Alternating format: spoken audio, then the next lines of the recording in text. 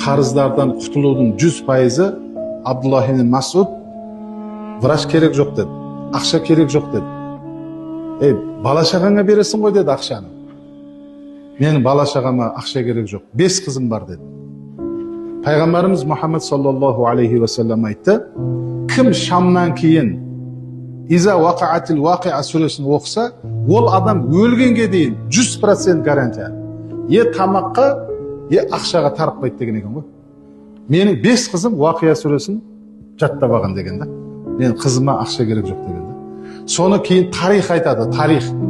Абдуллах ибн Масудтың 5 қызы да тамаққа, ақшаға тарыққан жоқ дейді. Осыны егер шамда оқитын болса, қандай қарызы болса да Алла Тағала құтқарып жібереді екен. Егер балдарыңызға үйретіп қойсаңыз бар ғой, Алла Тағала соның санасын ашып қояды екен, дүние тапқыштық та.